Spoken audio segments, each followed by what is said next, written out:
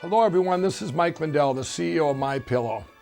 As you all know, I have been attacked the last month relentlessly on social media, by newspapers, by TV shows, by you name it, I've been attacked. And myself, not just myself, but my company. The boycotts that are going on, box stores are dropping me, social media, they cancel my Twitter. Today they cancel MyPillow's Twitter account, my company's Twitter account. Well, before I was going to get erased completely, we put together this show. And what you're going to see today is what they don't want you to see, why they're trying to erase me. And what I've told everyone out there is, you know what? I've seen evidence. I've been trying since November 4th to prove, to show what's out there. Why are these deviations that happened on election night? None of it made any sense. So I dove all in with everything I had, resources. Anytime I heard something that maybe was relevant, I went and said, looked into it, did my own due diligence, had even my own investigations. Well, on one day, I think it was like January 9th, all of a sudden, they brought me some a piece of evidence that's 100% proved. It's like a print of inside the machine of the timestamp that showed other countries attacking us, hacking into our election through these machines, and it shows the votes flipped. And I'm going, wow, I got to get this out there. And from that point on, I started putting it out there, and that's when they just started attacking me. Well, they obviously are hiding something, and tonight you're going to see what they're hiding. You're going to see on this show, we're going to have cyber forensic experts. We're going to have 100%, you're going to see all this evidence that by the time you're done seeing it, you're going to go, wow, 100% it proves exactly what happened, that these machines were used to steal our election by other countries, including China. But I do want to tell you, before we get into all that, I want to tell you what I consider, why I'm so happy today about two miracles that happened these last couple months. The first miracle was on election night. And on election night at 11:15 at night, the algorithms of these machines basically broke. And this will be explained during this show. But they broke. What that means is Donald Trump got so many more millions of votes that they didn't expect that they're going to have to go recalibrate, right? So that's why all these states shut down. All of a sudden, they all shut down. And we're all going, what? That's weird. This has never happened in any other election. And then we're going, okay. Then as the days went on, going, what? Another week that it takes, like Arizona to count 1% of their vote. And you see these big spikes like in Michigan and all these big, votes that were poured in. Nobody understood it, right? We're like living in this kind of twilight zone during that time. Well, that is one miracle there, because think if that wouldn't have happened. Think if they would have estimated right, and what would have happened is it would have been just like a normal election at 3 a.m. They would have said, Biden won, he won by a little bit, and we would have said, better luck next time. But because he got so many votes, it broke that and set off this series of events of these deviations. If that wouldn't have happened, we would have never been here talking about biggest attack in history, the biggest cyber attack ever. And this is, the American dream would be gone forever because we would have never known. And it would just, using machines, it would have took us over forever. Here comes the second miracle. And with this one, I got to show you here on the chart. I'm going to go through these, and I'm going to tell you why this is a miracle. Okay, what we're going to do here, we're going to go state by state, and we're going to show you what else happened.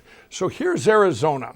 Okay, the margin of victory was 10,000 votes that they say Biden won. Now, if we look at this, let's go down the chart here. Mail-in ballots require an adjudication, almost 300,000. What these mean are these are votes that they put through, and you're going to learn that. You're going to learn all about that during this show too, what adjudication, how that works. But let's just go to the next one. Illegal aliens voting. 36,400 illegal aliens voted. You see that? He only lost by 10,000. Boy, of course they can't vote. Okay, Donald Trump wins Arizona, right? We'll just keep going. Voters registered to a vacant lot, 2,000. Completed mail-in ballots received the day before the ballots were even mailed. They got 22,000 ballots back in Arizona before they had even mailed the ballots out. What? That's kind of bizarre, right?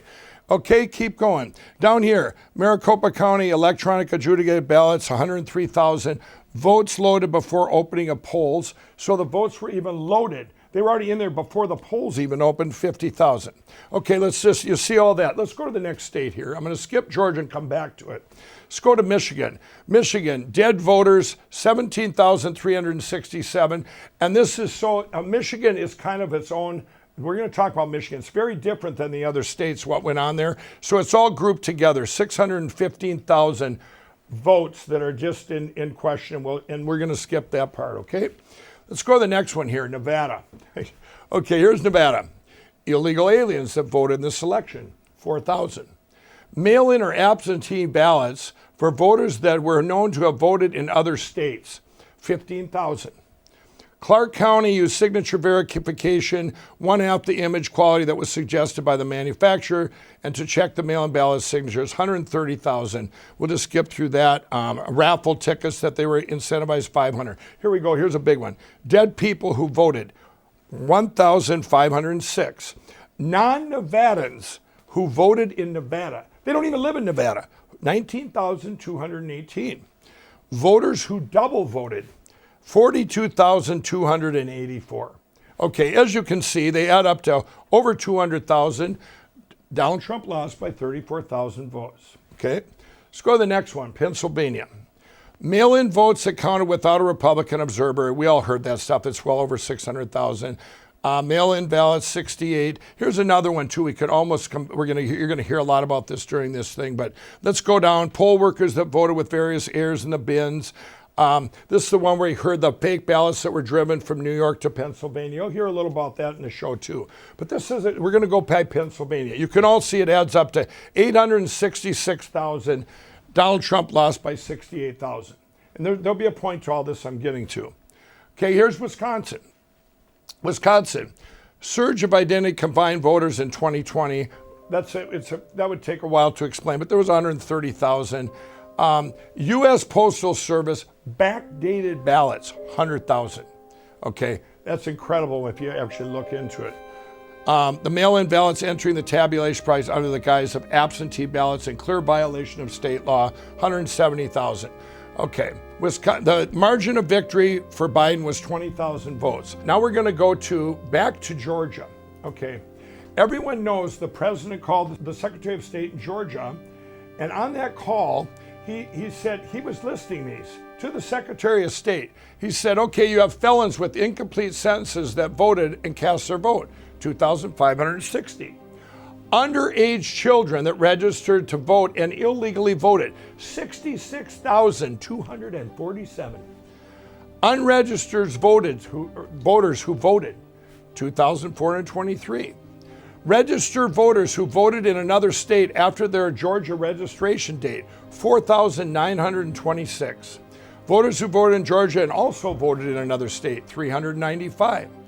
Voters who voted in Georgia but changed their address before the election to do it, 15,700. People who failed to pre-register to vote in their county in time after moving from one county to another, 40,279. Voters who illegally claimed a post office box as their resident, 1,043. Voters who registered too late to vote in the election, 98. People who died prior to the election, they were already dead, 10,315.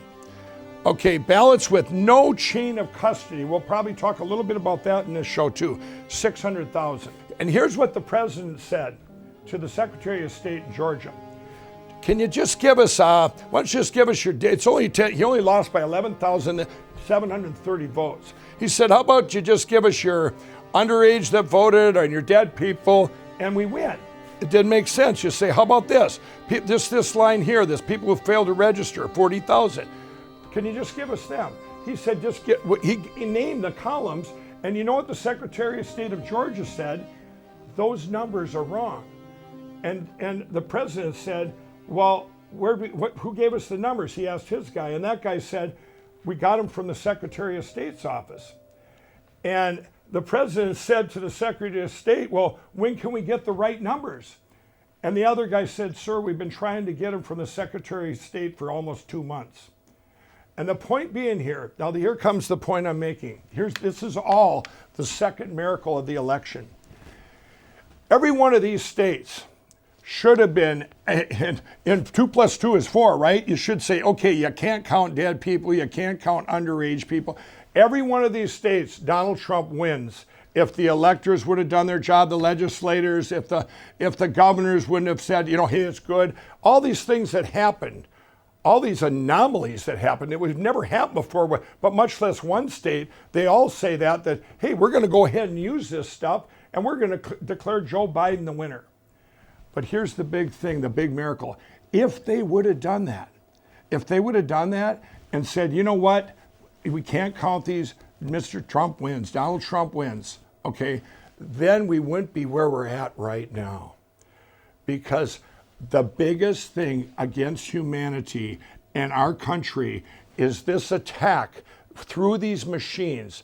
They got this opened up, this revealed the machines to where we're at right now. So what you're going to watch during this show is 100% proof that the big thing was the theft by these other countries that came in to attack our country through these machines that are made to steal elections.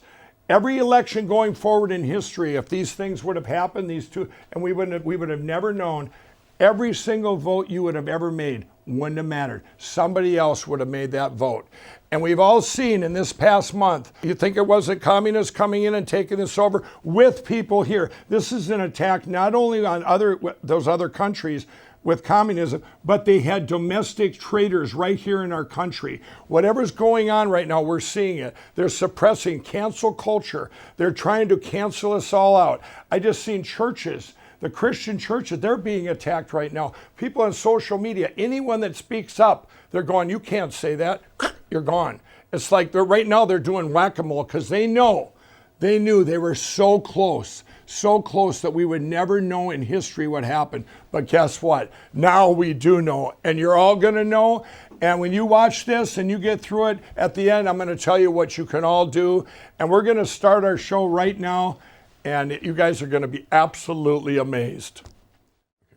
And now we have with us Colonel Phil Waldron. Yeah, so my background in the military is with influence operations, information operations, information warfare, if you will. What we're talking about here today is specific, these machines that were used to hack into our election and by foreign countries, including China. And what did you kind of bring us up through the election for yourself, and then how you've gotten so involved right now?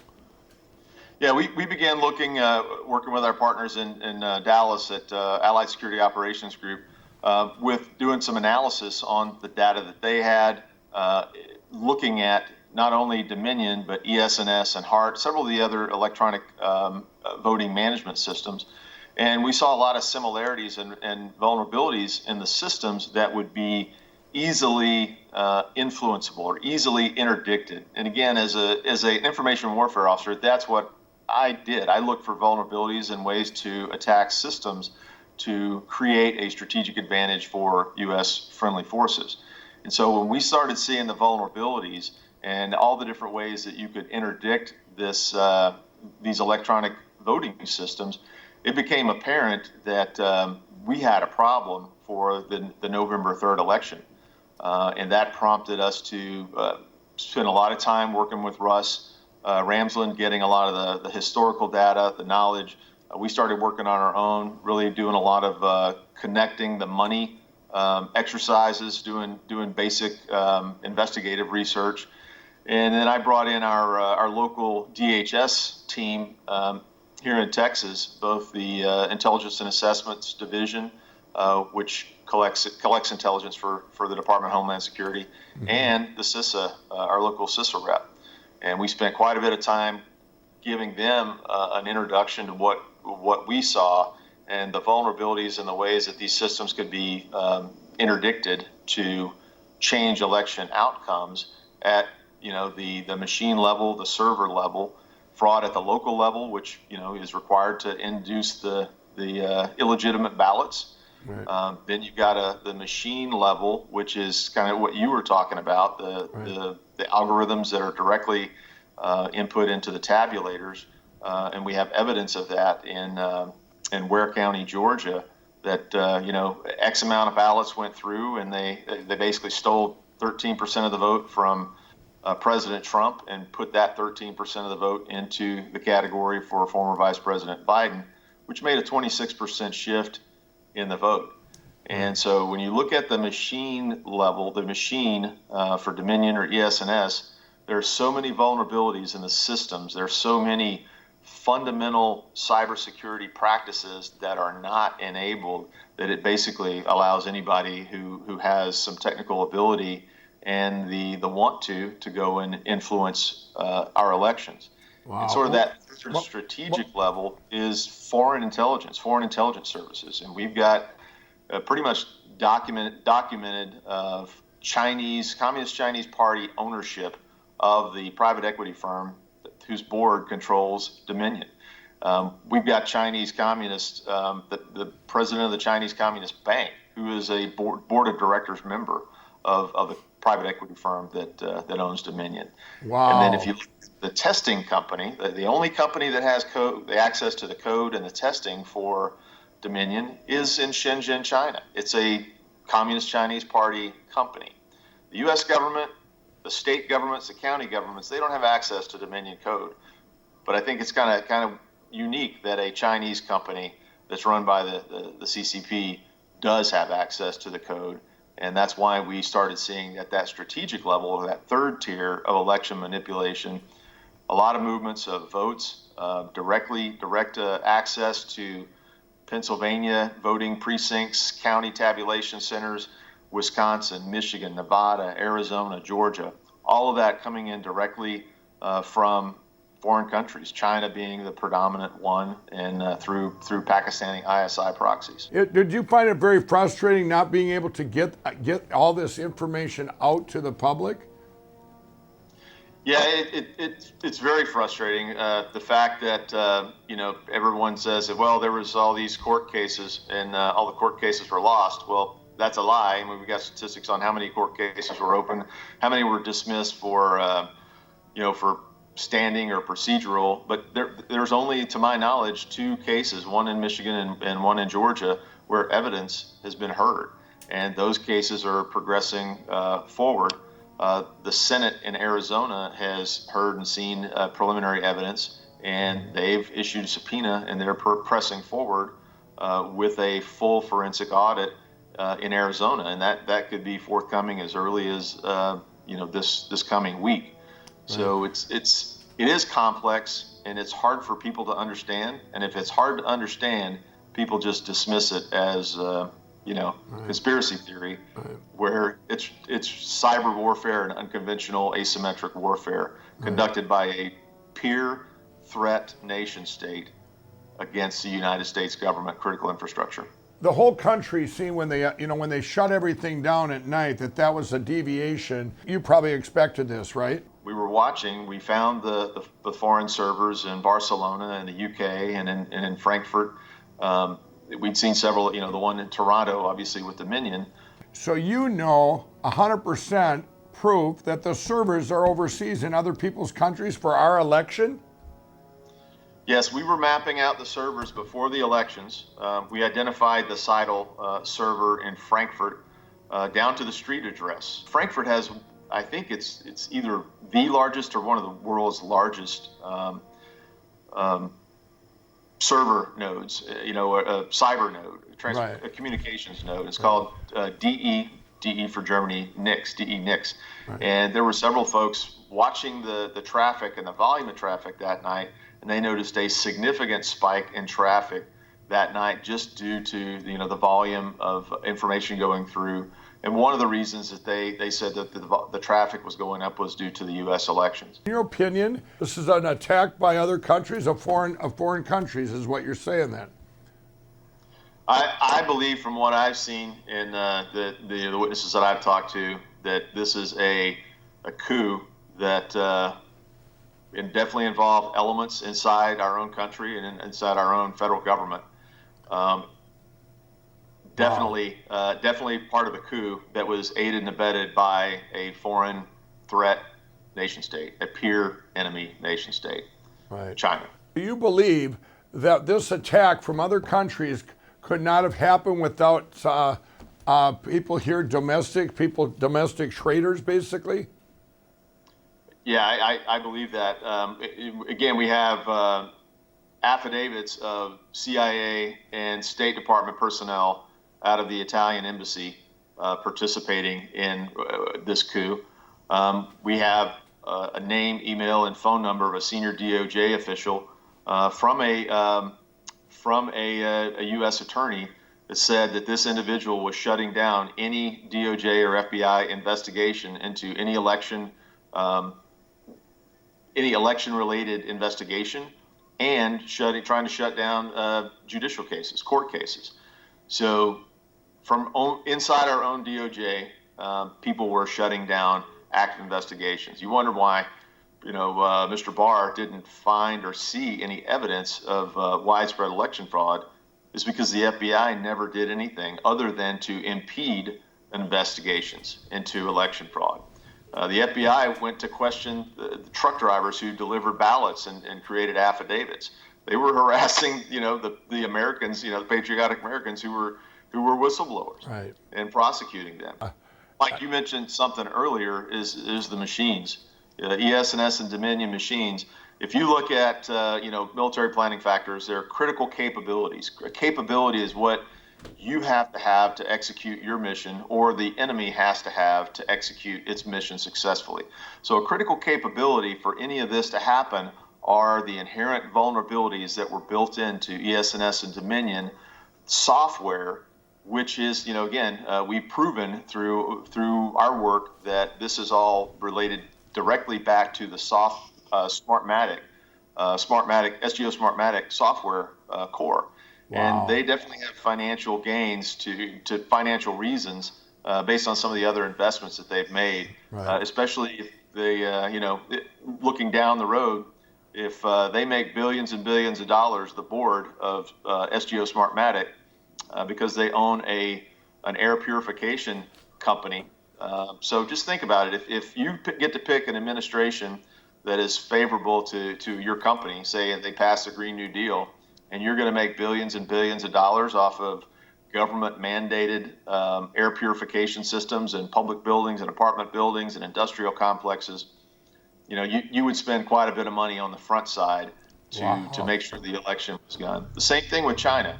If China could avoid the U.S. coming to Taiwan's defense, and we've seen indications of that already, and if China could avoid having to fight a campaign to protect their man-made islands, to extend their territorial waters into international navigable waterways, if they could invest $1 billion to do that versus fighting a war, well, they've made a pretty good investment. And right, all the money that they've made into the Biden family, all the money that they've made and invested into U.S. universities and U.S. businesses, buying up our medical and our technical intellectual property, stealing a lot more than they bought. They are fighting a war, and people just don't realize that we're under attack. So now we have with us Russell Ramsland. He's a founding member of Allied Security Operational Group. They're based in Dallas, Texas, and they do cyber forensics and security. Russell, how are you involved with all this this election fraud with these machines? Well, it was interesting, Mike. It's been a long road for us. About 2 years ago, we had some logs from the Dallas general election brought to us from the central tabulation server. And people ask, what do these logs mean? It was about 1,100 pages. And we got looking at them, and we were horrified at what we found.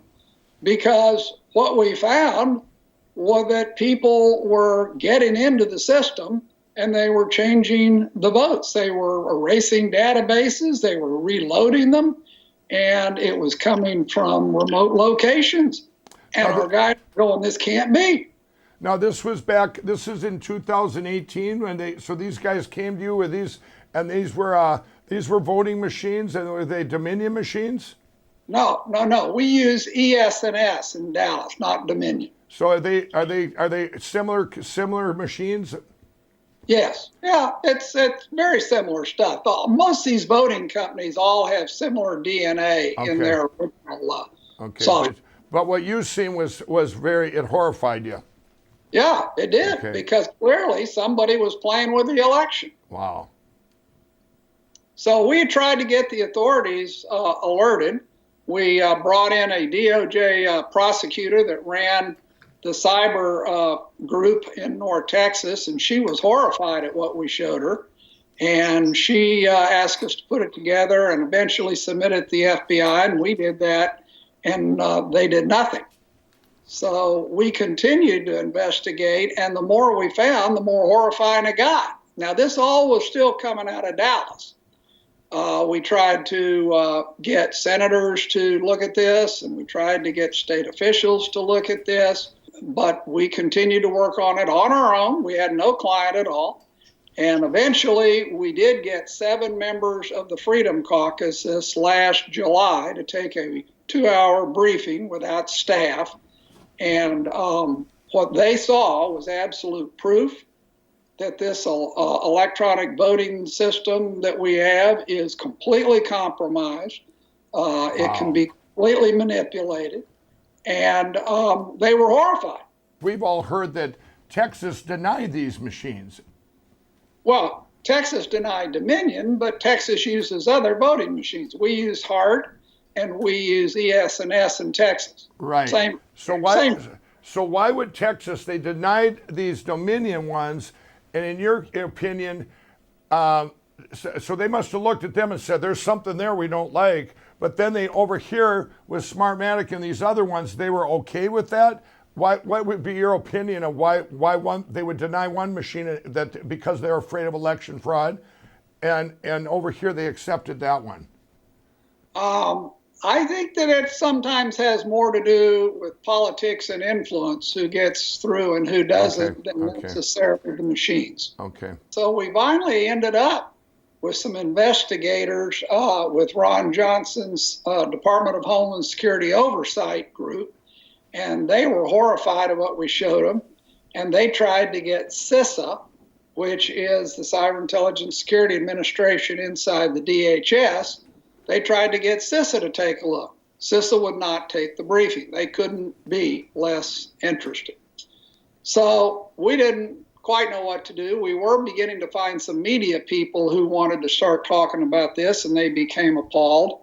But the break really came in early August when we got some DHS people in Austin with the INA division, the Intelligence and Analysis Division down there, to take a look at what we had. And that's the division that used to have voter integrity before it was handed to CISA. So they looked at it and they were horrified, and they sent a whole team to our shop. We spent 11 hours with them. They asked us if we would give them our data. We said, of course. And so we gave them all our data. They took it back to Austin, and unknown to us, they gave it to 3 private cyber groups that they use, and said, hey, are these guys crazy? I mean, is this nuts, or is there something here? Well, all 3 groups looked at it, and all 3 groups came back. Not only is it right, it's horrifying. Okay, I want to ask you there, when you say horrified, can you explain to everybody watching this right now, what horrified you? Was it the fact they could go online? Well, there's no effective security at all for your votes. Your votes are stored overseas where they can be easily... Wait a minute. They're stored overseas? Yes. Yeah. Wow. 27 states use what's called Clarity Cital election night reporting, and those servers are overseas. They have what are called S3 bucket vulnerabilities, and people can get in and change the votes there. And then they can load them all the way back down to the county level here in this country, because Cital gets all the credentials from every single county server here.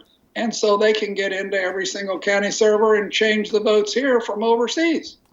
It's crazy.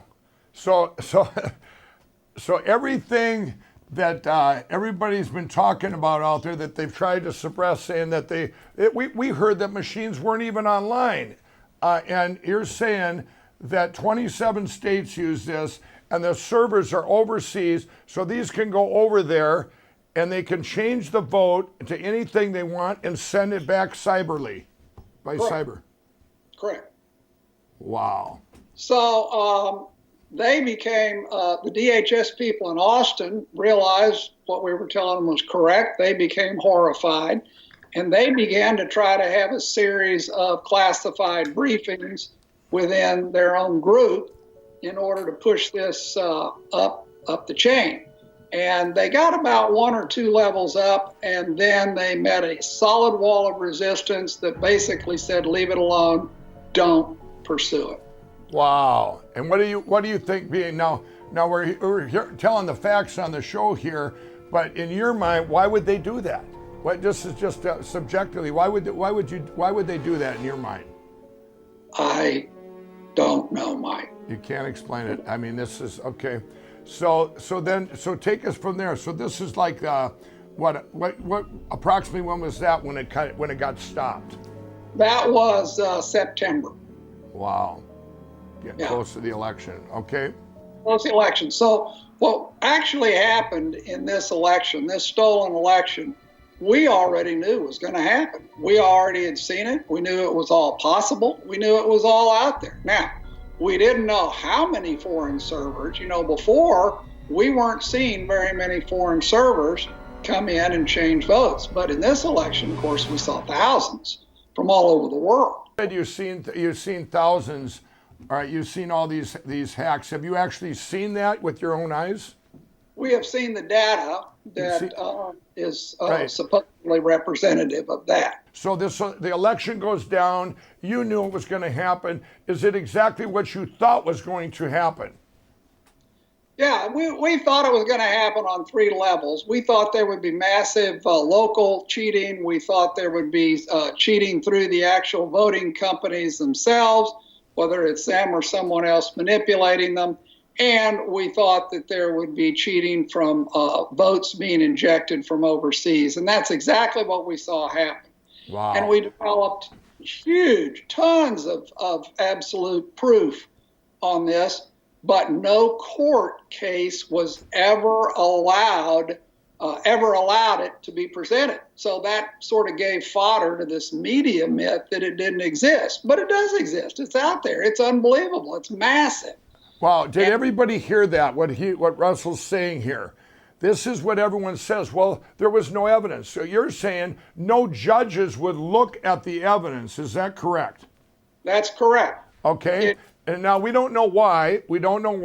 I mean, it wasn't because there wasn't evidence. They didn't even want to look at it. Is that correct? That is correct. Okay. Now we've heard about, in fact, on this show, the Antrim County in Michigan. Weren't you guys contacted to look into that? That was our work. Yes. Oh, wow. Okay. I actually signed the forensic audit report, and because our guys did all that, are part of our team, and that came about because there was a down ballot race, and the judge allowed some limited discovery. What came out of that was appalling enough that he allowed further discovery. And then, of course, that report went national because what we found was so horrifying. Right. For everybody out there, what we've all heard, this Antrim County in Michigan, and in this show here, you've seen it. This is the reason it was talked about so much, because this is a small county, and it was like 15,000 some people voted, and it was 7,000 some votes flipped. I mean, so it was so obvious. You had 65% Republican and 35% Democrat normally, and it was completely flipped. So everybody in the town knew it was a deviation that didn't make sense. And so Russell, this case is still open. That's correct, right? That is correct. Okay, can I ask you this? So what you've seen there is exactly what you knew was going to happen.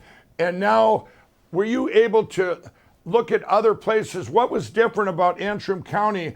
Now, what we all heard was you were able to get into the forensics of it and see all this. Have you been able to do that in any other places in the United States since then, or since this election ended on in November? Actually, on a limited basis, we have been able to go into 2 other counties. We have not published that information yet, and there are reasons why we aren't publishing that information right now. But both of them have not only confirmed, they have confirmed that it's even worse than in Antrim. Okay, did everybody hear that? What we have here, and Russell can't disclose this because every time something pops up, it gets buried out there. Things happen. This is the most attack on our country, and I'm telling you, ever. I mean, this is, that's why, it's getting suppressed everywhere. So what he's saying, 2 other places now, is this breaking news right now? You're saying right now you have 2 other places, and what you're seeing is even worse than you could ever imagine? Well, it's just like Antrim, only it's worse in many ways. In Antrim, what people need to understand, real simple, Mike, when people vote and they scan their ballot in, it either goes into the regular sort of bucket and gets voted, or else it goes into what's called an adjudication bucket. If it goes into the adjudication bucket, then whoever's running the voting system gets to vote that vote however they want. Well, in Antrim, we found ballot rejection rates of 82%. 82%. Wow. 82% of the ballots are going to adjudication. And what's the normal number? I mean, is there a normal number for an election that would be what percentage, and what would be it on the high end? Well, certainly less than 1% would be should ever go to adjudication. Wow, less than 1%, everybody, and this was 85%.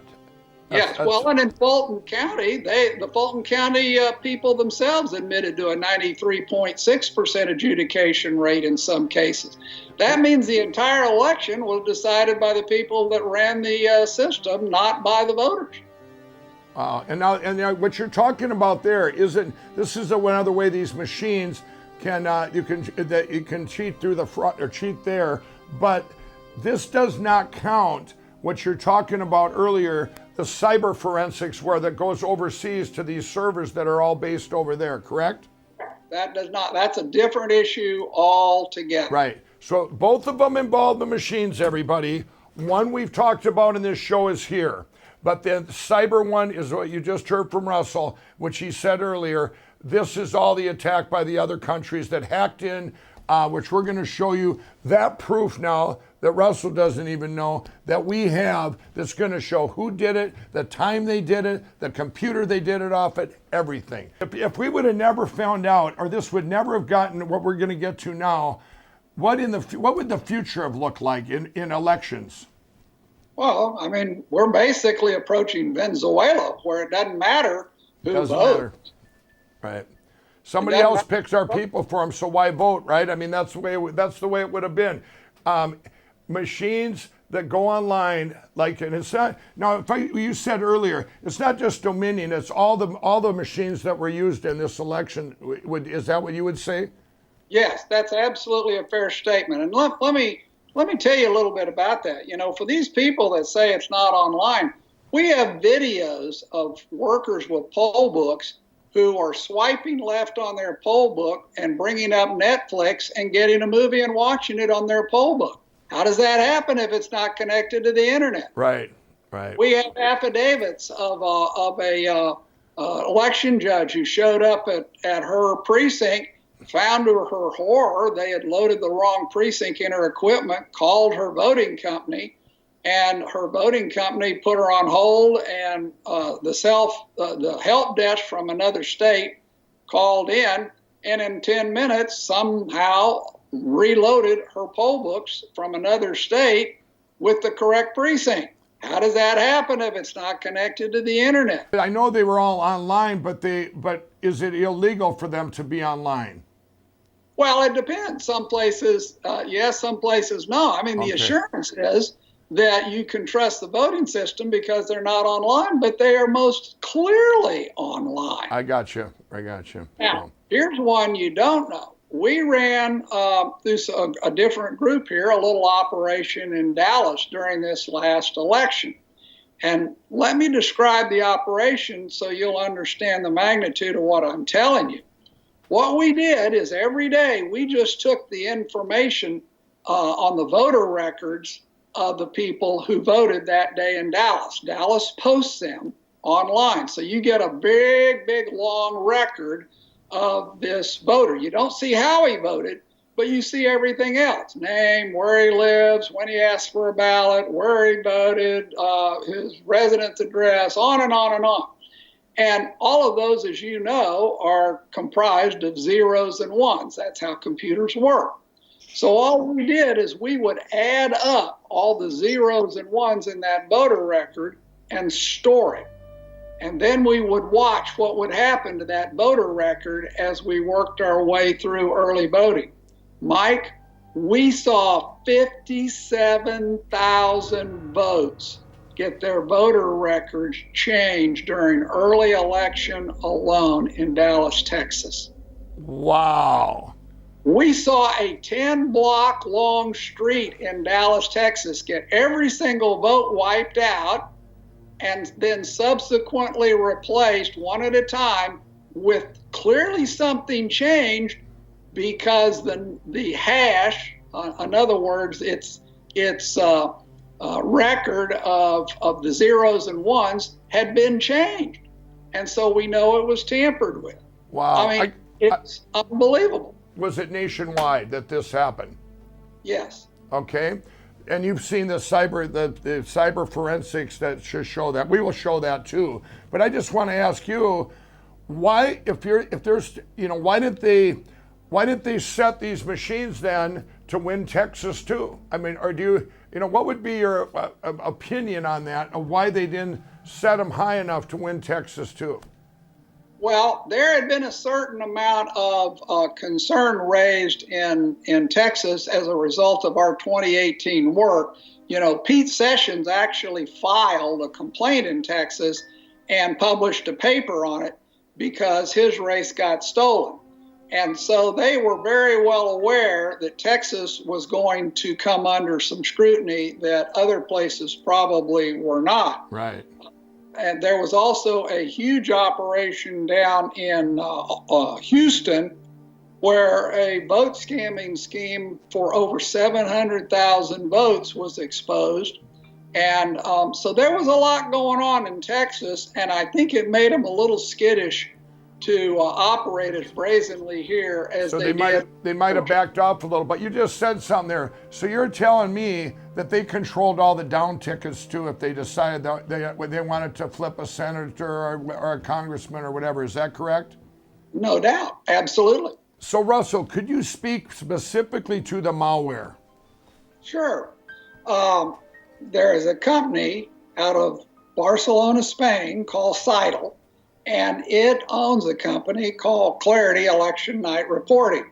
And Hart reports to them, and Dominion reports to them, and ES&S reports to them. All these companies report the votes to them. And then Election Night Reporting supposedly just passes the votes along to the media. But using standard white hat tools, we can look and see what is on their server over in Frankfurt, Germany. And there is an area on their server on a particular kind of equipment. There is a piece of malware called QSnatch. QSnatch actually watches all the information that comes in, and it grabs the login credentials of every single county in the country that reports to it, so that once it has all those credentials, it can then look back into that county and it can access the county database from overseas or wherever else it wants to, if you want to inject changed votes either through the adjudication system or just plain flat replace the database. So it's a massive, massive, massive security vulnerability, and it is there, it is working, and they have all the login ability they need to get into any county that reports to them. Wow. So basically, what you said earlier, all the servers are over there. They can take all of our counties in the country, look at them, and then decide what they want to do with that information and what they can do in the county, what they need to flip. So, we all heard We all heard about this Italy thing, and that it went to Italy and Germany when they had to I guess this would be in the middle of the night on November 4th. Is this something? Would you know anything about that? What we've all heard out there is it went over there. Some guy even admitted he did it, which we're going to have his affidavits up here. But what's your opinion on that?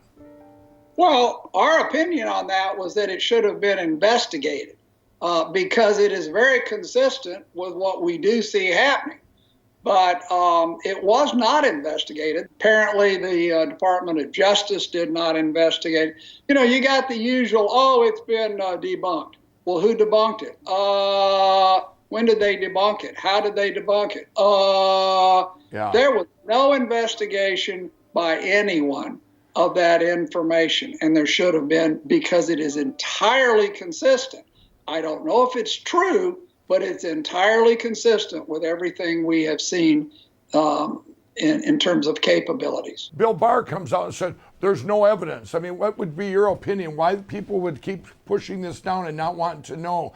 I don't care what side of political lines you're on. Why would you not want to know if the truth?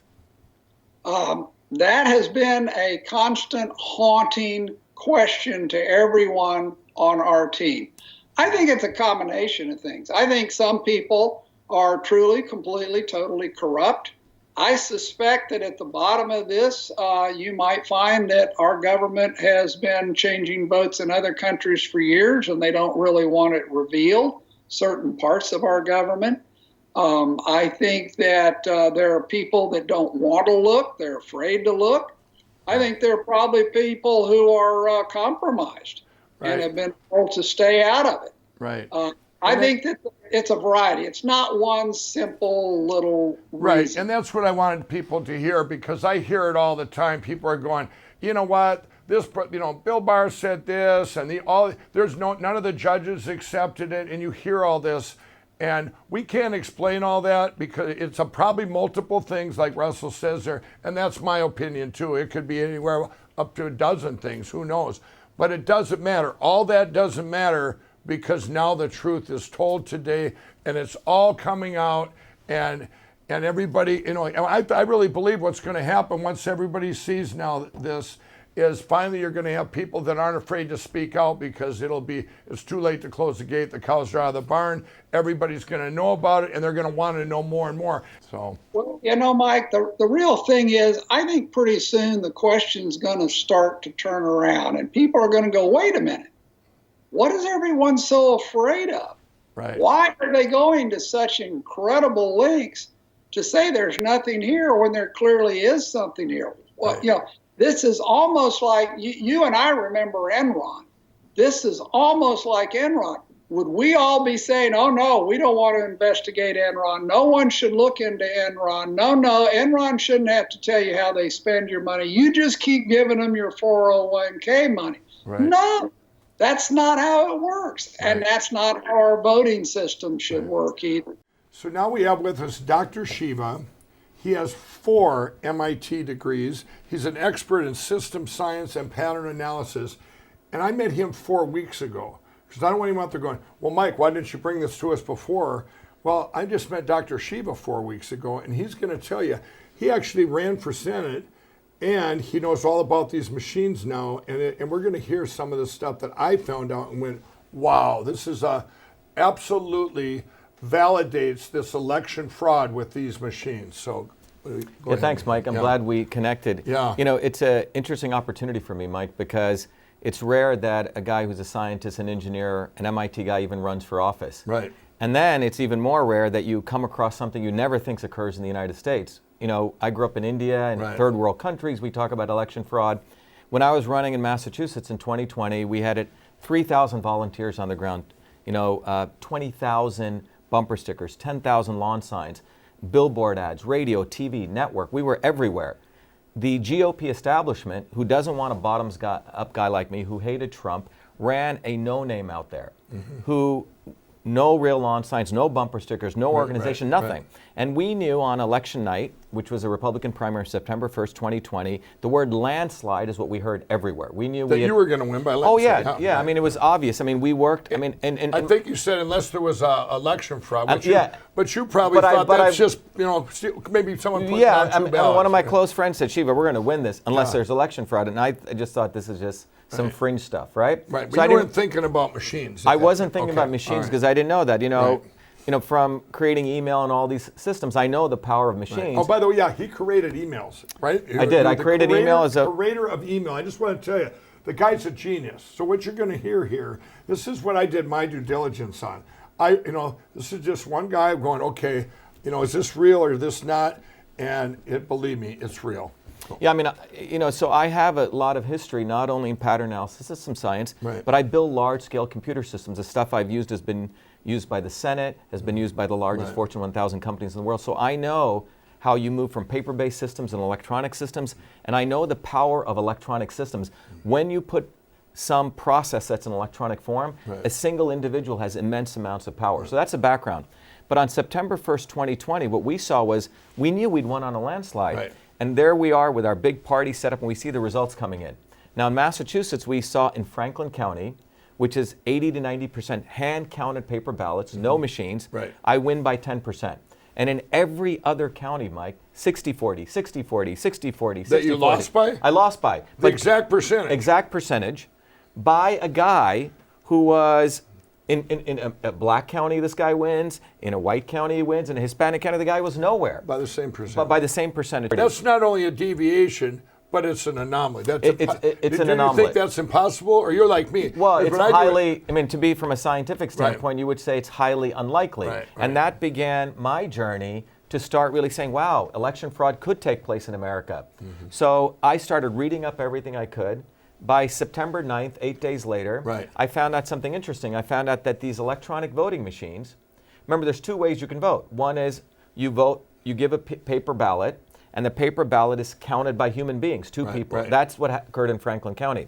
But in those other counties, they take that paper ballot when you vote electronically. Into a machine. It goes into a machine. And what happens in that machine? The paper ballot is converted to an image called a ballot image, no different than you taking a picture with your iPhone. Now, so what is actually counted? The paper ballot gets put aside. The machine, the electronic, quote unquote, AI on the machine, actually tries to figure out where the circles are, and the machine is counting the ballot image. So at that point, I realized, oh my God, the ballot image is the ballot. The images are the ballot. So you were going to get to the bottom of this no matter what. No, I am, because I like to solve problems. I want to say something. One thing about Dr. Shiva, when I met him, I'm going, wow, he's just like me.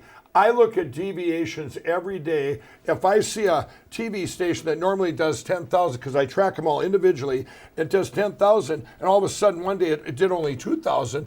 I'll tell you what, when I do spend the rest of the day or a week or a month, I'm going to find out how that happened. Because the only way things change is what? A different input. Exactly. A different input. So you've got this anomaly, you've got this deviation, and not just because you were running a person, it's not like you were just biased going, I won, I know I won.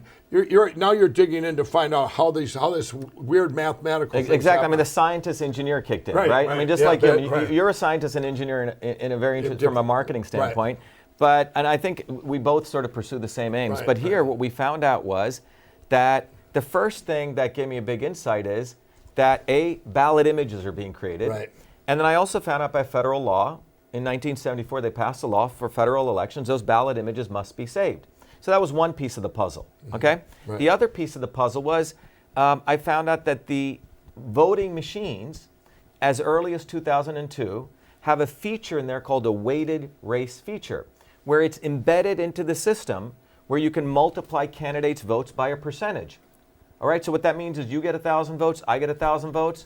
I can multiply your votes by 2, my votes by 0.5. And if anyone doesn't believe this, go look up the Diebold voting manual. Go to page 2-126 in the manual, in the 2002 version, and you'll see it in there. So were you able to prove that yours that your election was stolen by the machines, did you mathematically did you prove 100% that this could only be recreated by a machine to do that 60-40, that same, Yeah, so what we proved, Mike, was first of all, we showed that the state had deleted the ballot images. Right. Which means that if they had the ballot images, I could find the algorithm. So it came upon me to use all that 40 years of experience that I'd learned from 14 all the way to MIT.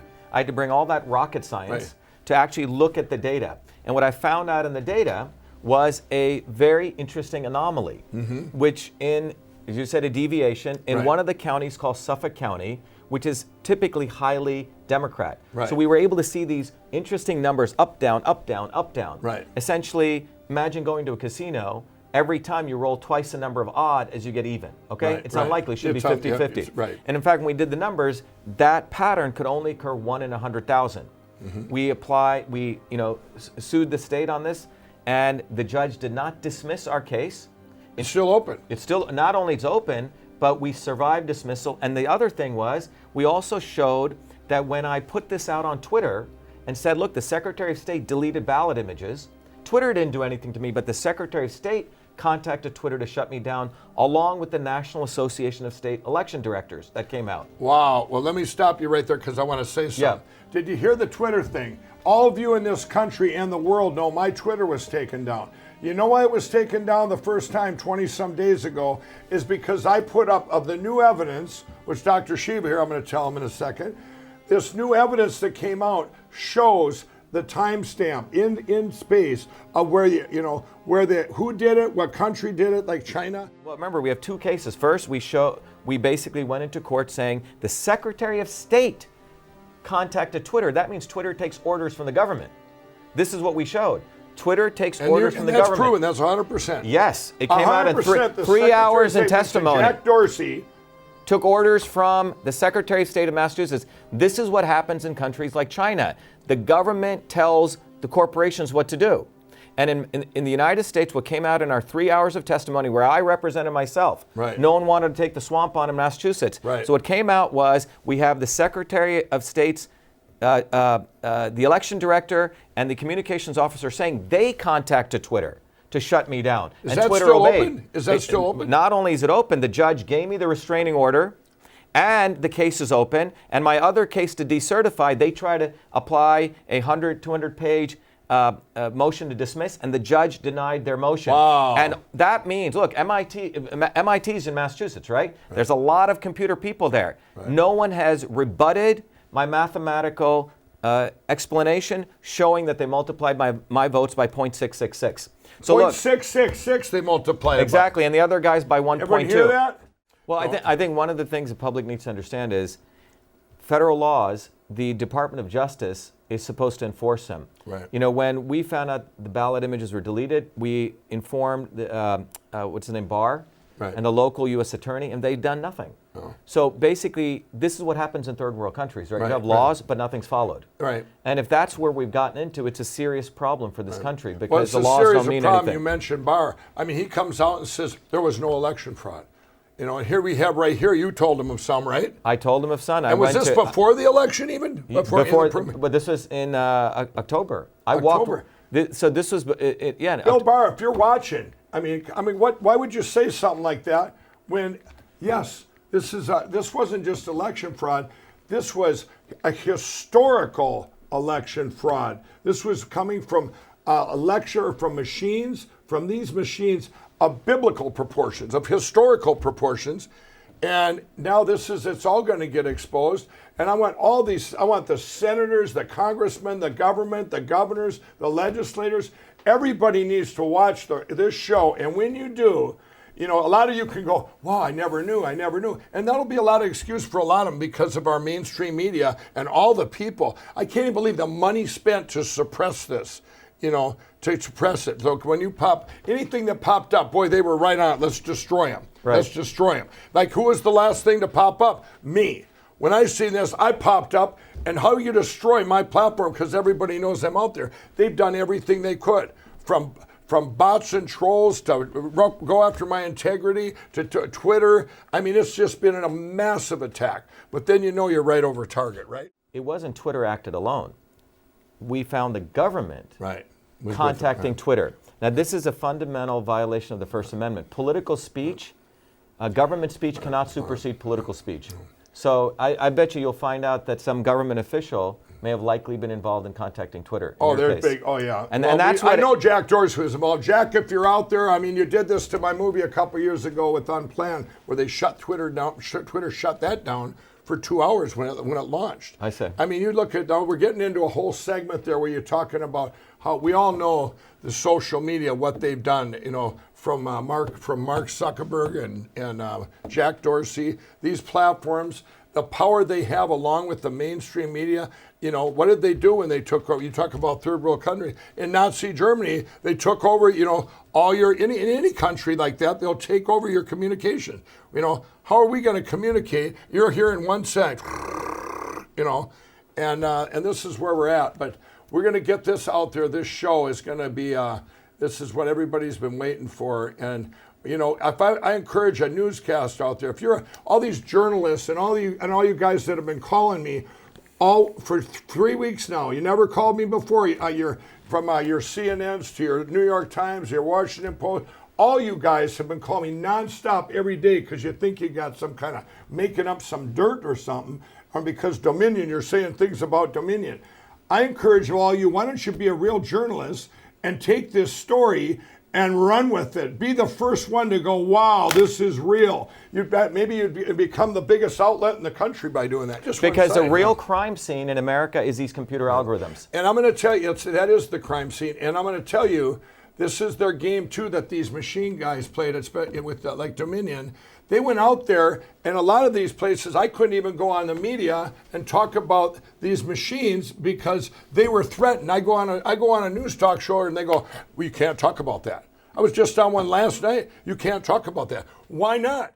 Okay, now we have Patrick Kolbeck, and he was a former state senator in Michigan.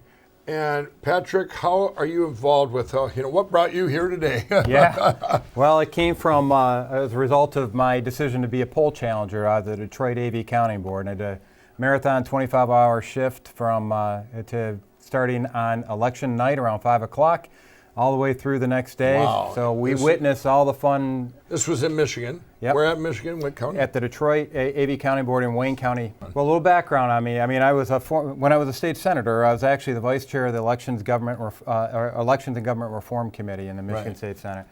And in addition to that background, my background's as a Microsoft small business specialist, and I did cabling design on the space station. So in other words, I'm familiar with election processes, and I'm familiar with network configuration. So my focus when I came at the Detroit AV Counting Board was I wanted to understand specifically the handoff of vote tally information throughout the system. We did see evidence that it was connected to the internet. What was that evidence? Well, that control center, they've already admitted to the fact that that control center had computers that were connected to the internet, and we saw the actual cable routed from the wall of the TCF center to the control center, and we have election officials that admitted that there were computers in that control center that were connected to the internet. And anybody worth their salt in IT land understands that if one computer is connected to the internet, they're all connected to the internet. You may say that it's air-gapped. You may say you have a firewall, but there's people that eat firewalls for breakfast. So what you're saying, you knowing that, so if it's connected to the internet, somebody out there could have hacked in and then did the flipping of the votes. Yep. When you get into a case where you've got the same devices that are supposed to be capturing that vote tally connected to the internet, or frankly even connected to a large local area network, and you can't witness that handoff of vote tallies, you don't have that seal. So you may be thinking you're passing that information from point A to point B, but there's nothing to prevent it from going to point C in the interim. It's called the man-in-the-middle attack. Right. So if you're online, I mean, anybody could get in there and then do that because they're intercepting that. It's an interception. That's why you don't have machines aren't supposed to be online in election, right? Yes, it's called man-in-the-middle, and you wouldn't accept that if it was a traditional precinct and you got that precinct results and it wasn't sealed. You'd be raising your hand saying something's rotten here. Absolutely. I want to ask this, though, because if you were there, did it slow down in the middle of the night when you were there, like at 2 in the morning? Yeah. So it slowed down to a trickle? It was almost dead as a night, and that's when some ballots came in the back door. Well, now we're here with Melissa Carone, and you were actually hired by Dominion for November 3rd and 4th, just for 2 days, Yes, right? yeah. And they found you online, right? You had a resume online. You have an Correct. IT background. Yep, yeah. Okay. So why don't you tell us, tell us what happened? So I was there to assist with IT work. Okay. For Dominion. So what Okay. I was doing was just walking up and down the rows of the By the tabulating machines. Yeah, Okay. yeah. So there's it's a tabulating machine. Yeah, so I could get very close to these machines. Okay. And, So what about the? Was that the only kind of machine? No, there was on the stage there was adjudication machines in the front and the back, and then Okay. on the sides there was the adjudication Okay. or the tabulating Right. machines. Both Sure. Dominion machines, correct? Both Okay. Dominion All right. machines. So you got to see what? Thousands of votes? Thousands. Thousands upon thousands of votes. Okay. What was on every vote? Every vote that I saw was for Joe Biden. For Joe Biden. When I heard this, and I want to say, you worked how many hours? 20. 22 straight hours. And then you went came home. back for 4 hours? Correct. Out of all that time, did you ever see one Trump vote? I never saw a single Trump Right. vote. So when the ballots got to the tabulating machines, they would just put them. It's kind of like a printer. You would look at it kind of like a printer where the paper would come out normally. Right. That's Yep, where they were yep. put in.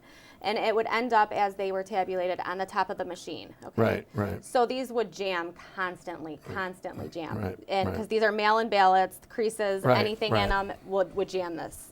And when they jammed, what happened? When they This is very jammed, interesting. they would take the ballot on the computer. There was a computer in front of each person. Right. It would say ballot number, 20. 20. Jammed. Out of a group of 50. Yep, So the yep. 20th ballot jammed. Mm-hmm. Then what? Then So what? it would say discard, rescan, and the way they were supposed to do it is discard them and then rescan them, but they were not discarding these. So they used the same, let's say 30 went through it, got stuck on the 30th one. Mm-hmm. They'd put that number 30 at the top of the same 50 Yeah. pack and run them through again. Yeah. So you're telling me that tabulator had no way to know, it's just counting the number of, counting a deck of cards. that's exactly It's not, what it was you could sit there and run the same deck of cards through this tabulator over and Yeah. over and over and over again. Yes. Is that right? So one time through the night, I approached my manager and I said, this machine has a count of over 400 on it. Right. I said, what's going on here? And I said, this is not right. That should not go above 50 because the batches are only 50. Only 50. And I said, we have a huge problem here. And he said, he pulled me aside and he said, I don't want to hear that we have a problem. He said, we are here to assist with IT work. Now, was this a Dominion guy? He's actually a part owner of Dominion. Wow, Yes. okay. Well, what? So 26 hours of watching ballot after ballot, walking up and down these tabulating machines, not one ballot was for Donald Trump. Okay, now we're here with Matt DePerno, and he's the lawyer that we all heard about, this Antrim County. How did you get this county that you hear about, and how do you even get involved in this? Sure. Well, I know some people who live up in Antrim County, and Antrim County is a small county up in northern Michigan. It historically votes roughly 65% Republican, 35% Democrat. And in this case, it completely flipped on election night. Roughly 65% of the vote went to Joe Biden and 35% to Donald Trump. So people who lived up there knew that there was a problem. They knew that the results were not correct. And on the morning of November 4th, they actually contacted the Antrim County Clerk and requested that she look into the results because they knew what had been posted on the website could not be true. And through a series of events, people I knew up there, and a person named Bill Bailey, who's a patriot who lives up in Antrim County, and who knew there was a problem and wanted to challenge the results, they ended up connecting him to me, and I filed a lawsuit. But what's important is, in filing this lawsuit, we weren't seeking publicity, we weren't seeking fame, we just wanted to get results. We filed the name in the name of a patriot named Bill Bailey, and we challenged down ballot school board elections. That's what he was most interested in learning about school board elections. Of course, he was obviously also interested in other aspects of the election, what happened in the presidential election and how did things flip. But primarily, the case centered on local politics. And if you look at certain townships, like Chestonia Township, Okay. Joe Biden got 197 votes on November 3rd. Right. In reality, he only got 93. Now, how do you know that he only got 93? Because there's since been a hand recount. A hand recount. So when did they do that? They did a hand recount on November 21st and then again on December 17th. Right. On Okay. December 17th, actually, they told us they were going to do a full audit of the county. The Right. Secretary of State did. But in reality, they only did a hand recount again. Okay. So on the recounts, we had 197, and then over here, Donald Trump had 3. So then the real numbers were 93 and 197. Is that correct? That's correct. So you can see Joe Biden on election night got 197. He got Donald Trump's 197 votes. Right. So we know that was a. This is 100% fact here. 100% factual. Now, what we're showing here, you guys, so everyone knows, these are all precincts. I don't know if you can see this here. These are all precincts. So let's just do this precinct. 392. This is done through the machines, and Donald Trump got 8. What? So here is a 392 to 8. But the real number was 198 to 392. And if you see here, Elk Township, Joe Biden got 392 on the Right. election. In reality, those are Donald Trump's votes. Those were the 392. Right, they were just flipped. In order for that to be off, and you do the conclusion, which I would right now, 100%, how could that be off? There would be something wrong with what? The machine. The machines. And what we're showing here right now, what you're going to see, all this, what we've been talking about, this massive machine election fraud that went on, where countries hacked into our election, and nationwide. This is one little county in northern Michigan, and these machines would do it right down to the precinct. Okay, you're going to see, this is the example we have that was hand counted. And then, the rest of the country, didn't get to do that. They didn't have the luxury of being able to do that, And so what I want to tell you all is this is the perfect example, just so you know right down to the precinct level what went on with these machines. I wanted to see one more here. So, well, you can look at Kearney Township. Yeah. Joe Biden got 744 on election night. Those were Donald Trump's votes. He actually recorded 16 on election night. Okay, so here's this county that traditionally always is like 65% Republican, 35% Democrat, correct? That's correct. Okay, so everyone in the county knew when these numbers came in on November 4th, they're going, there's something wrong with the machines. Everyone would think that. It wouldn't matter if you're a Democrat or Republican, you're going, wow. And it's not like what? And they couldn't use the deviation saying, well, it was because of mail-in voting, because there's no huge cities in there like Detroit, correct? That's correct. All right. So I just want everyone out there to know this before you get into town. This is just a small county, northern Michigan, and they ended up flipping. We had 15,718 votes. 15,718 votes. And 7,060 were flipped from Trump to Biden. Is that correct? Yeah. And what's even more interesting, by machines, right? It had to be machine. done by the machines. Absolutely, by machines. If you look at the original vote count, 7,769 for Joe Biden and 4,509 for Donald Trump. Right. That actually totals 12,278 votes. Right. By machine on November 3rd. That's the vote tally. Right. That wasn't correct. Because if you look at the hand recount, it was actually 59-59 for Joe Biden and 97-59 for Donald Trump, which gets us to 15,718. Gotcha. So the question is, where were the 3,200 votes on election night? Right. Why weren't they recorded? Right. And that, but even with that, and we don't know why. We don't know why on that. I'm here to show everyone out the facts and evidence that I've seen 100%. Here's 100%. This little county in northern Michigan, look at what the difference was. It was a net of 5,250 votes. Is that correct? That's a net for Donald Trump. That's a net for Donald Trump. there was 7,000, that's where you get the 7,060 votes. So what I want to show you here in the next slide is actually the number of registered voters. This is what you're getting to. The number of registered voters in the county is 22,082 votes. Right. And this is the total number of votes cast by machine on November 3rd, 16,047. Now, of course, not everyone votes for the president. Right. That's why there's going to be some disparity. Right. But you see what happened in Antrim County. On November 3rd, there were 16,047 votes cast. Right. Then on November 5th, when they did a recount, somehow they gained 2,000 more votes. Wow. And we haven't got an explanation as to why that happened. But we do know that there was 7,000. If you were to say right now and go, you know what? We do know that 7,060. Donald Trump had 7,060 more votes net out of this county. That's correct. That's 100% fact. 100%. 100% fact. So after we filed the lawsuit, we at the same time we filed the lawsuit, we also filed a motion with the court asking the judge to allow us to take forensic images of the Dominion system, the Dominion voting system. And he granted that. And we then went in, and I believe it was December 6th, Right. and with a team of forensic scientists and data collection scientists, we captured the forensic images of the Dominion voting system.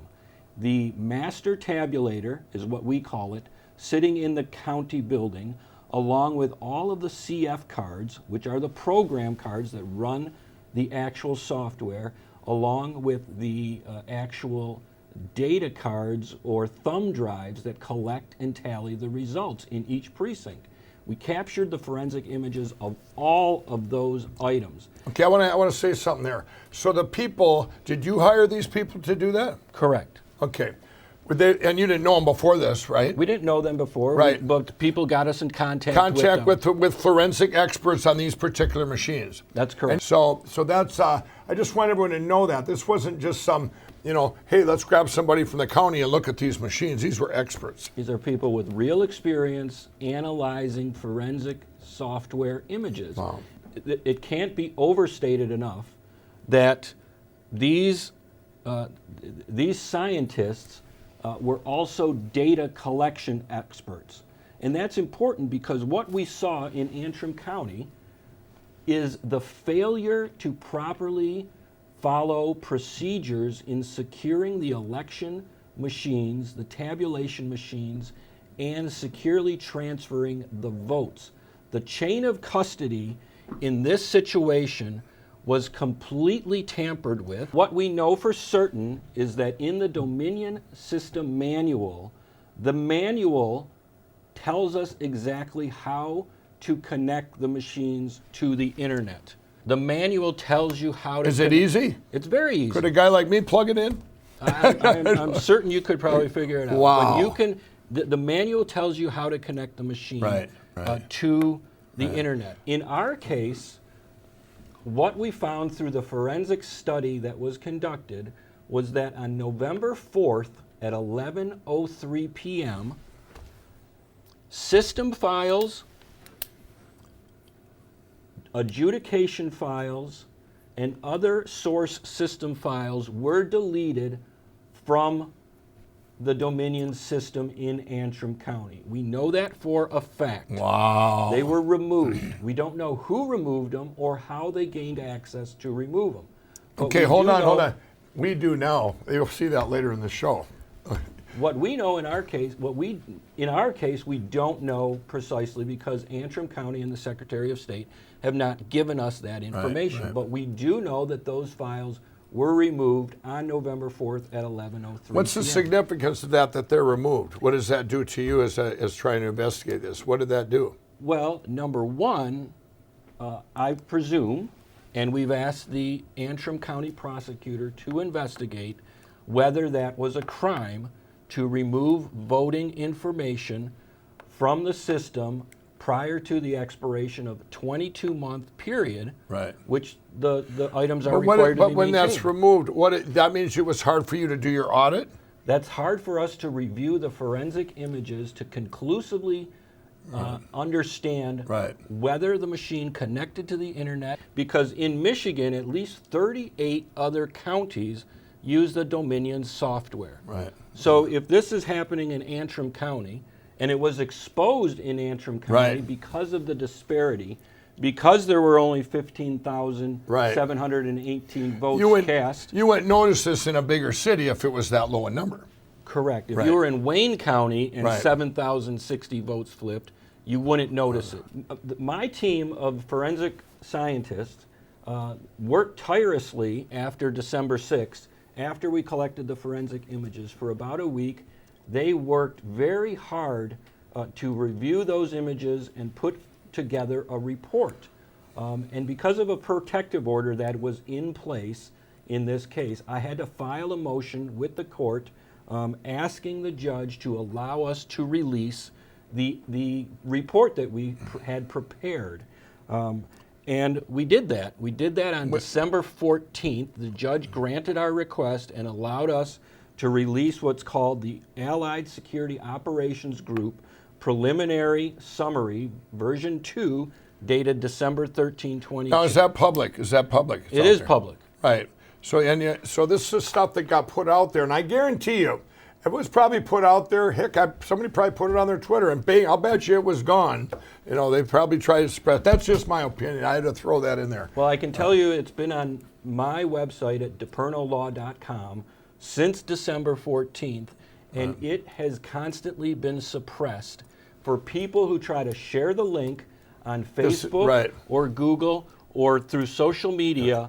It gets suppressed, Right. and people are not allowed to share it. Right. In some cases, they try to share it, and a screen comes up that says that this information is not accessible. Right, not accurate. Here you had a perfect report. I mean, even the judge said you could put it out there, correct? Yes, everything we've done in this case has been permitted by the court in terms of the ability to release information. Right. But what it is, actually, it's information that, if revealed, would show that the CEO of Dominion Software, when he testified in front of the Michigan Senate, this information would show that he was not telling the truth about how the Dominion system works. Wow. And here's what we concluded Wow. when we released the report. This is what it states. We conclude that the Dominion voting system is intentionally and purposefully designed with inherent errors to create systemic fraud and influence election results. Now, that's not my words. That's the words of the forensic team That looked at that this. looked at the forensic images and came to a conclusion about what they saw. Right. So that's they what's in the report. They concluded that the only reason you would have a machine like this is if you wanted to steal an election. Correct, because what they also found is that this machine in Antrim County generates errors at the rate of 68% based on ballots that you put in the machine. Remember Right. this, when you take a piece of paper and you vote on it, you think when you're voting that you're tallying your vote, and then you put that piece of paper into the Dominion tabulation Right, machine, right? right. You know how that process works. Yeah.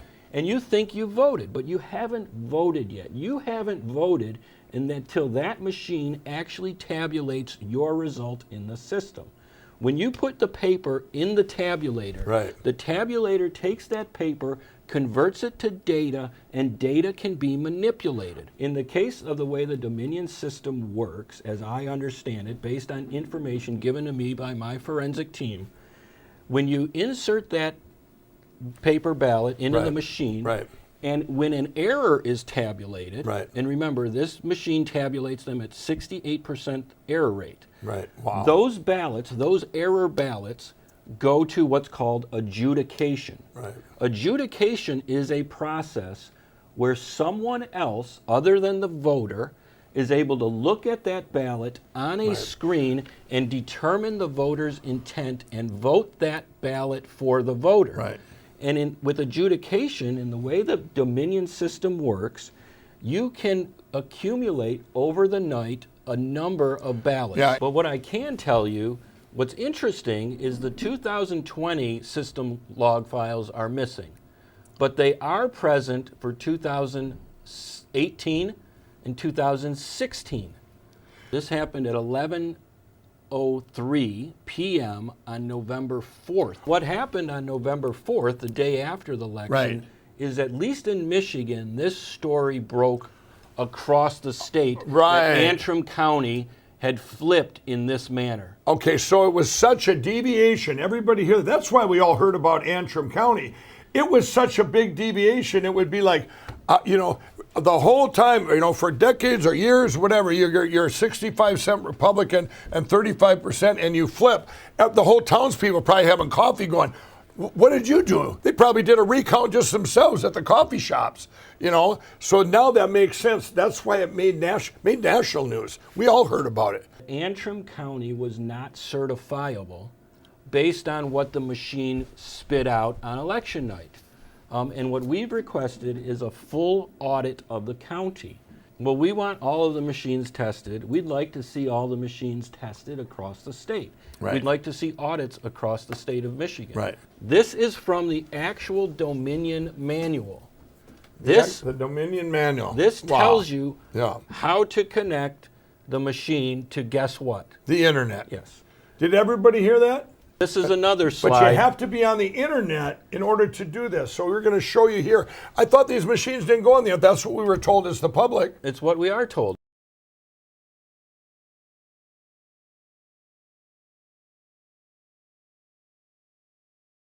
If it's configured to print automatically, it'll print anywhere from 1 to 5, 10 copies, however many are needed in the jurisdiction. As well, this device can transmit directly. So that's all part of that closed polls process. You hit that button once, it prints out the tapes. When it's done printing out the tapes, it will automatically transmit the results as well.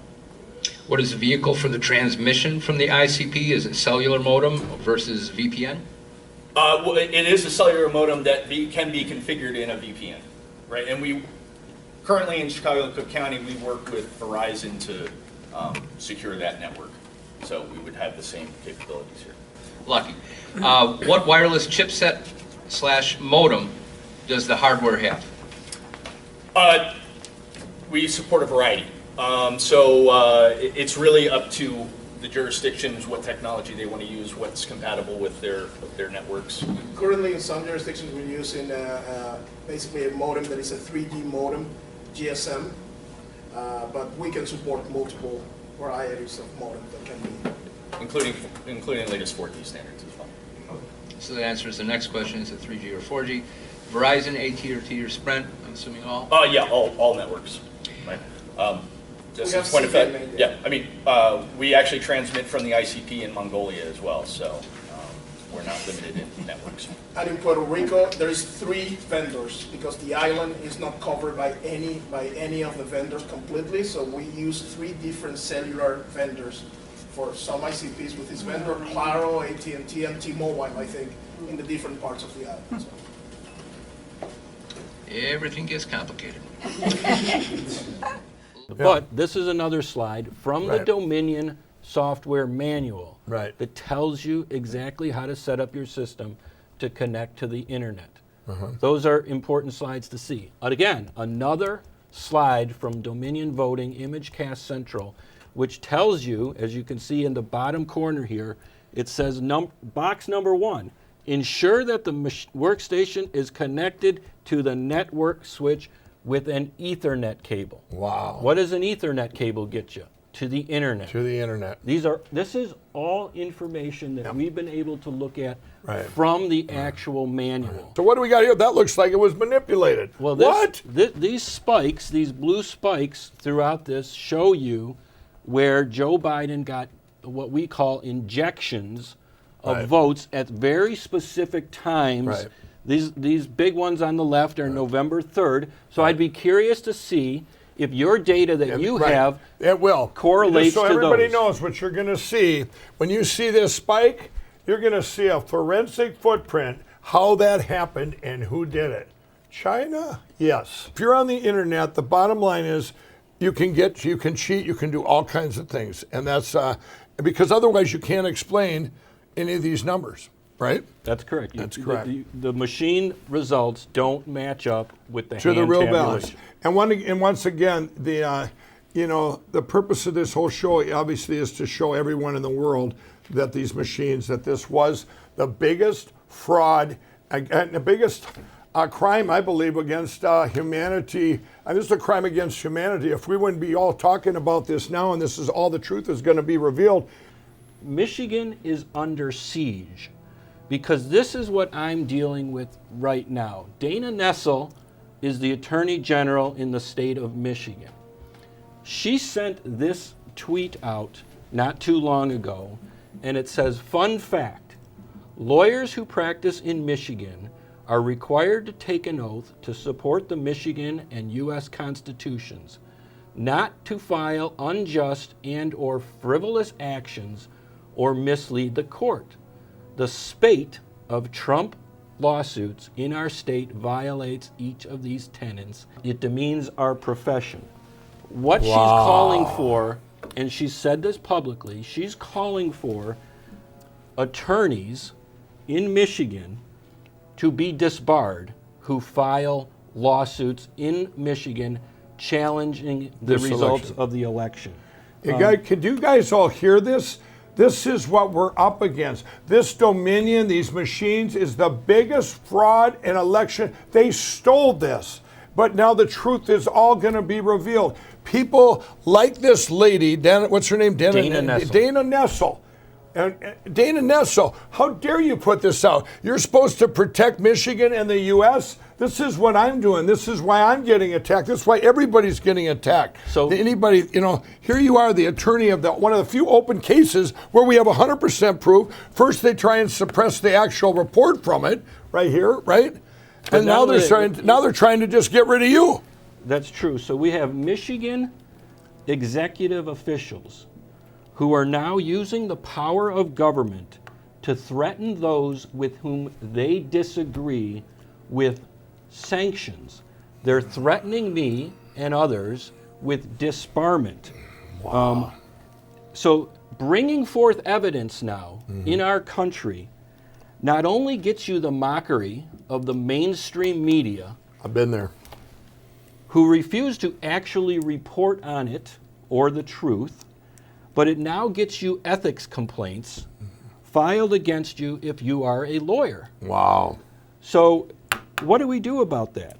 When the Michigan Attorney General, who is the chief law enforcement person in the state, threatens those with whom she disagrees, you know what that is?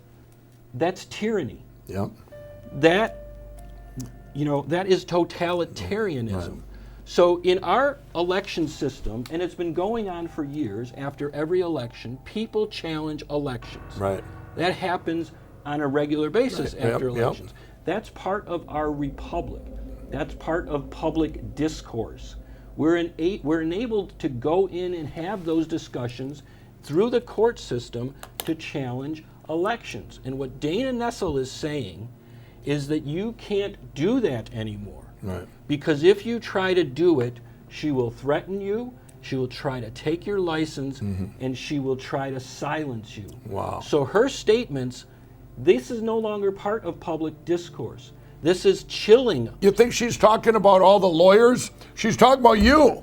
Well, we've talked about, I agree, I totally agree with you. She is talking about me. Right. And we've talked about the importance of public discourse. Right. Her tweet, as I've said, chills public discourse. Yeah. What it does is it asks a lawyer to put their fear above the representation of their client in legitimate litigation. Right. That is tyranny.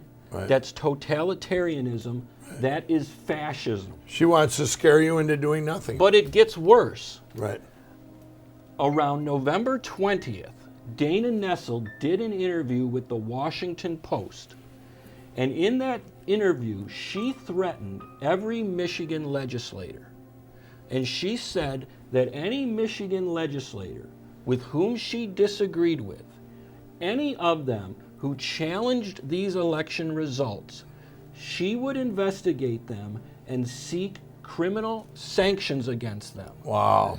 That is saying to these Michigan legislatures that if Stay they silent. if they do anything to bring forth the word of their constituents to challenge election results, they could be charged criminally. It's asking elected officials, again, to put their fear above the word and the choice of their constituents. Wow. And you ask yourself, why did so many elected officials in Michigan refuse to look at the evidence that was presented to them? They did it out of fear. Or time and time again say that they haven't seen any evidence Right. of voter fraud or Right. vote interference. Right. And you combine that with what we've now learned about the interview Dana Nessel gave Right. on November 21st, telling elected officials they'd be charged criminally. Right. And I say this right now, everything that Dana Nessel has done in terms of threatening me and threatening state legislatures violates the Michigan rules of professional conduct, and she should resign immediately. It demonstrates that she's not fit for office. Well, there's many like her. We know that. This is going to reveal all the evil in our country, all the criminals in the country, all the ones that tried to suppress this. And that's just from social media like Jack Dorsey, like Mark Zuckerberg. Well, everyone, this is the moment you've all been waiting for. What you're going to see now is 100% proof that we had upon our country the biggest cyber attack in history. And I'm going to bring on Mary Fanning to explain how it all happened and show you the 100% proof. Mary, thanks for coming on. Thanks, Mike. Today we've been watching cybersecurity experts, and they've explained some of the things that happened in the election, some of the election fraud. But what we're seeing here is, if you look at this chart, is that there were cybersecurity experts who began collecting information on November 1st. And so this was before, during, and after the election, that they were collecting documentation. In fact, they collected terabytes of information that document the election fraud, the foreign intrusion into our election. This was collected in 2,995 counties in the United States. This was collected in real time. All right, so if you go to the chart, what you will see is a documentation of foreign interference in the election. The first column, if you look at the chart, that shows that on 11/5/2020 at 7:43 and 38 seconds, we had a foreign intrusion, and it shows the IP address, the Internet Protocol address. That is the number of that protocol address of the hacker that entered into our election. The second column is the owner or source of that IP address. That shows that ChinaNet in Beijing province entered the election. It shows an ID. That is the unique address of a computer. That shows the exact computer using that IP source that entered into our election. The next is the target. That's the IP target. That's the Internet Protocol address of the target. All right? Then the next is the target state. In this case, it shows that it's Michigan. Where in Michigan? That's the next column. It shows that it's in Emmett County, Michigan. Then the ID target. That is the unique address of another computer in the United States that the hacker has gone into. And then it shows the method of intrusion. Now, on some cases, you're going to see that they use credentials. That means that they have fake credentials because there were administrators that had been placed on the Secretary of State's computers. False administrators. In other cases, it shows that they broke through the firewall. In some cases, they did both. Now, in the next column, it shows whether it was successful. You'll see a Y. That shows that, yes, it was successful. Now, oftentimes, they're not successful, and they have to go back and try for another intrusion, and then it shows whether that's, in fact, successful as well. Then in the final column, what you're seeing are votes changed. Now, in this particular case, when they went into Emmett County, Michigan, the votes that were changed was they stole 3,477 votes from Donald Trump. That's what you're looking at. Now, as you go through this document and you look at all the multiple intrusions into our election, what you'll notice that over 60% of these intrusions come from China.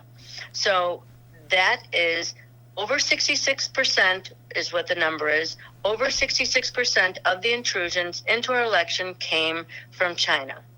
Why is this important? Well, some things were set in place, including some of the changes that took place in this country, particularly when we had the Wuhan virus or the COVID-19 virus hit this country. And we have a video. Well, first, Mike, do you have any questions about this chart and what it is showing? Yeah. So what you have here is what each one of these is its own timestamp that is 100% proof, because you have that not only where it came from, you have you have their identification, you have who they were attacking, their identification.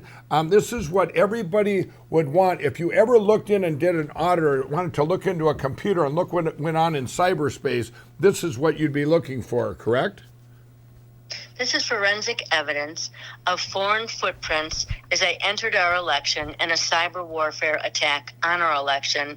And then it shows exactly what they, where did they come from, which computer exactly the timestamp, exactly which computer they entered into, in what state, which county, the ID, the unique ID of the computer that they entered into, and then it shows how they entered using false credentials or breaking through the firewall or both. Wow. Were they successful the first time, the second time, and then it shows the votes that they stole from Donald Trump. Right. This is proof positive. This is documentation of a cyber attack, but it also is documentation of the footprints of those who entered our election. Right. Right. And look at, if everybody notices here, everyone, you don't think this was all put together in one big attack? Everyone was Donald Trump down, down, down. This wasn't another country that wanted it the other way. This was the biggest attack in history. And Mary, we have pages and pages, right? Thousands of these pages of every county, right? Of every single attack. There are thousands of pages of the documented footprints, the foreign intrusion into our elections. We see this is coming from China, in many cases from Huawei, from Alibaba Right. Cloud Service, from China Unicom, from uCloud, from China Mobile, Titong. This also came from Iran as well. Right. But this is the foreign intrusion. This is the theft of our vote. But it also is documenting exactly the vote totals that were stolen from Donald Trump. Right. And what we have heard.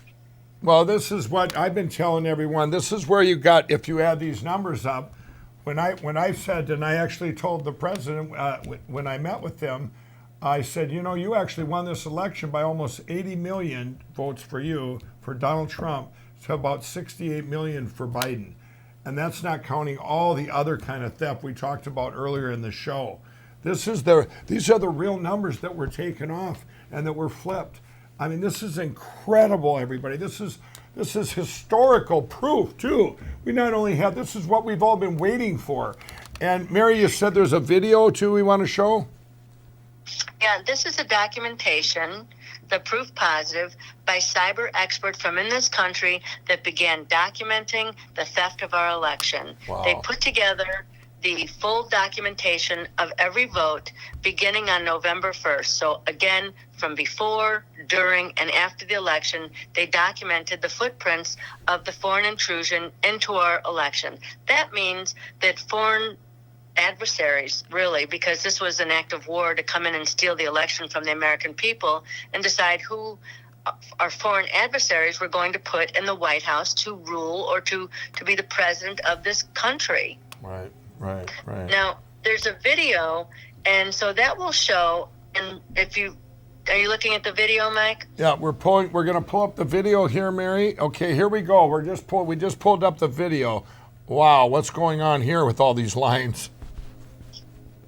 Well, the video, what you are watching is the surveillance system. In fact, this is the very surveillance system that was built by people inside this country within the cybersecurity battle space that built some of this built some of these tools that were built to keep this country safe. But what you're watching is that every line on that drawing, all those moving lines, they represent the IP addresses of what I just showed you on the chart. So when you understand the hacker's IP address and the IP address of the target and the votes that were stolen, every one of those lines that you're watching move across the chart and showing whether they were successful and how many votes they stole, that documents that. Every red line, as they turn red, as they finish stealing the vote, basically, the red lines are all China. So what you're seeing are the actual files being received and sent. That's a documentation of the real-time theft of our elections. Wow. So every line on the map, there's a corresponding line on the sheet. And the color and the line types represent the severity of the attack. Now, red has been the most severe attacks. Those lines are all coming out of China. Those are the most severe attacks on our election system. Wow. Now, this exact information, the same exact type of information, I should say, was presented to former FBI Director James Comey by a whistleblower in 2015. They knew, in fact, that our election machines were open for hacking.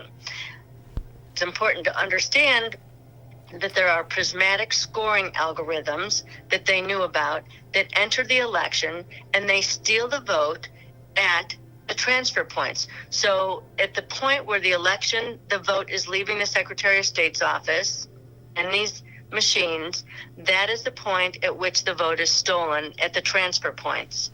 That's what you're watching.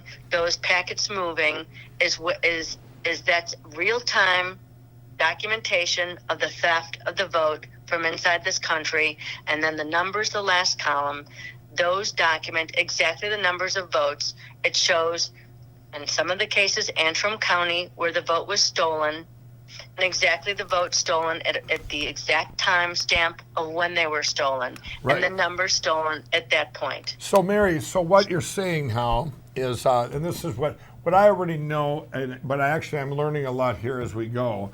What you're saying, every one of these lines, let's say we did take Antrim County, and we took that, we could pull out the timestamps for that county, and we could show the lines, the country that did it. We could show a line for every single hack or attack that we had in this election.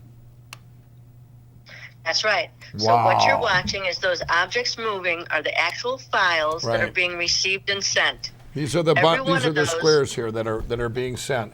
So everybody out there, what you're looking at, I mean, this is the proof.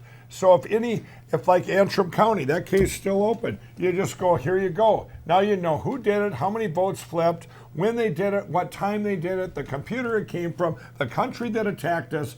I mean, this is what I have been excited about, and I only seen one. Do you know, Mary, I only seen one little line of that which showed the IP address, that, all that stuff that you're showing us. When I found out that you had it for that we had it, that all these people had this, for every single vote, every single attack, and whether it was successful or not. Look at right now, we got up on the screen, Georgia is just getting attacked. It was just getting attacked up here at that moment in time. And I suppose, they know what they're doing. They did the biggest attack right here. Look at everybody. Georgia and Michigan getting bombarded. My guess is that was probably like 3 or 4 in the morning when they really needed them votes to be flipped. Mary, this is incredible. Yes, because there is proof positive. There's documentation of all the foreign interference into our election showing exactly who stole the vote, how they stole the vote, from which computers, access to our election, to which computers they went into. So understand that cybersecurity experts that work for this country put all this in place before the election even started to make sure that they caught all of this information so that foreign adversaries were not deciding our elections. Absolutely. And what a blessing that they were there for us to catch all this and to get all this put together, and even to have these, to be proactive. They were proactive, everybody, and this is what a blessing this is, because we came this close to never knowing. And this is actually a miracle that we have all this, Mary, and this is amazing. And now we have with us General McInerney, who is going to give us a prospectus on what we just seen. General, thanks for coming on. Well, thank you, Mike, and thanks for what you're doing for this great nation. This is vitally important. You have just seen the most massive cyber warfare attack in the history of mankind. Now, the founding fathers did not know anything about cyber warfare, but we do. And that's the important thing. You have seen just how it was orchestrated against our election system. And I took an oath of office 60-some years ago as a plebe on the plains of West Point to support and defend the Constitution of the United States against all enemies, foreign and domestic. We now are seeing the largest domestic enemy we have in our history, and people must understand that. What happened? You spelled it out. It was driven by China, and they used a system that we have had, because only that system could modulate and coordinate the many simultaneous attacks that they used against us. Now, why this is so important is because our military, which I spent 35 years in the Air Force and ended up as the number 3 man in the Air Staff, as well as heading up Vice President Gore's reinventing government for the entire Department of Defense, those two jobs simultaneously, we now are faced with something our military has never seen before, nor have the American people. We are going against globalists who are not interested in America. They are interested in us becoming a socialist, communist state. They talk about progressivism, but progressivism is just the front door to communism. They want a global communist world. And you must understand that, America. It's so important. And it's so important that President Trump, who won 79 million votes in the election to 68 million for Biden, because we have, and you've seen those exact numbers, he dominated. It was an awesome victory. And yet they turned it around, foreigners. And we have not had one audit. This is the closest thing to an audit that has been conducted in America on this important election. The American people must understand what we are facing today, and that's why all of us here that you're seeing in this program are so focused. I could not understand was that the legislatures, the judicial, and the executive, meaning the FBI, the Department of Justice, the intelligence community, have failed us with deep staters. They did not report this. This was the most massive cyber warfare attack. So did Cyber Command, did the National Security Agency, did the CIA, did the Department of Justice, the FBI report this? No. Well, General, to put this in perspective then, you're 100% that this was the biggest cyber attack in the world, in world history, correct? That's correct. Wow. Well, thank you. And we're going to see, I was telling everyone, General, when this is all revealed, it's going to be a great uniter of all people in our country, and we're going to be in the greatest revival ever to bring our country back to one nation under God. Thank you. Well, God bless you for what you're doing, Mike. Thank you very much. Yeah, thank you, General. And now we have with us Terry Turchi. He's the former Deputy Assistant Director of Counterterrorism Division of the FBI.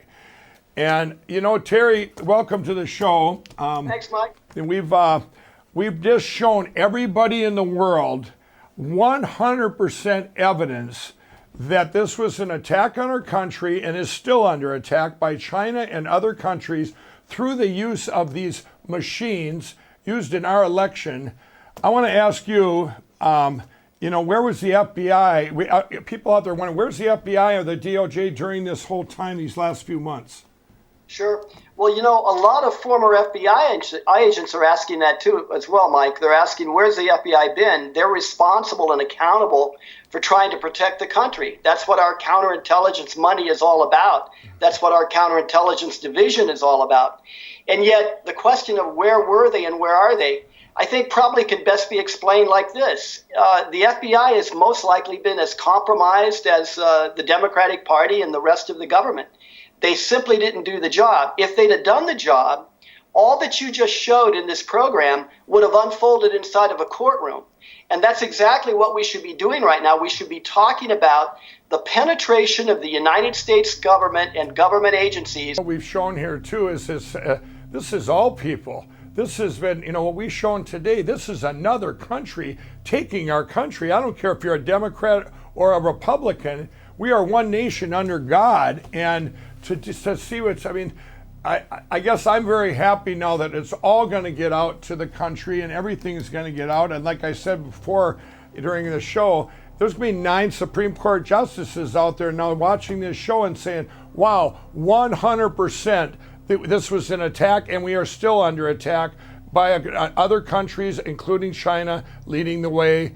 And they fraudulently stole our election, and we have to and then to see that how this could happen with the FBI and the DOJ, these people that were supposed to protect our country, including the Supreme Court. If you were still in the FBI, I guess what would you be doing right now when you just see all this 100% proof here that this happened? If you're in the FBI now, if they're out there, shouldn't they be doing something now that this is all out in the open? We would be launching a major investigation of cyber activities. These attacks, the people that, from China and on down, who did it, they're very good at trying to bury everything, to bury these deviations that came up, and then everything opened up where everybody knows that this was stole, but now we know how and why. So. Well, certainly, and the purpose of an intelligence operation of this magnitude, whether it's this magnitude or even smaller, is to conceal itself and to be so hard to figure out that by the time you get to the conclusion, it's too late. Right. And that's why it's very concerning that the FBI, that already knows and has the foundation of the China threat well in its grasp, would try to write off or just not seem to understand how this would have been the next logical step for them. Right. Well, they weren't proactive, but at least now we're we're going to be reactive, and we got to be reactive first, and then we got to be proactive for the future. That when this all manifests out, I've said it before that this is going to manifest into the greatest revival ever. It's going to unite our country, not divide us. It's going to be the great uniting, and we will once again be one nation under God. Thanks, Terry, for coming on, and God bless, and thanks for all you've done and what you continue to do for our country. You too, Mike. Thanks for having me. Thank you. Now you've all seen absolute proof of the biggest cyber attack in history. Right now, it's a takeover of our country. We all see it happening, and now you see the proof of where it came from and what happened. We all need to go out now, each and every one of you, and tell your friends, family, people, your social media, spread this out everywhere, and to show that they all need to watch this, and they all need to know the truth. And pretty soon, everyone's going to see this, including 9 Supreme Court justices. You're all there watching, all 9 of you, and you know what? I don't know what you can do, but I know you're there to protect our country. And everything has a precedence. Everything going, well, this happened then, so we're going to base it on that. This is the precedence. What's going on now, what's going to happen now is going to change the course of our world and our country forever. I've been getting calls from world leaders. They're looking at us. What's going to happen over here? Ronald Reagan once said, America is the shining city on the hill whose beacon light guides freedom-loving people everywhere. If the lights go out here, the lights go out everywhere. I want to say that God has had his hand in all of this. This has been on God's timing. And when we get through all this, we will once again be one nation under God.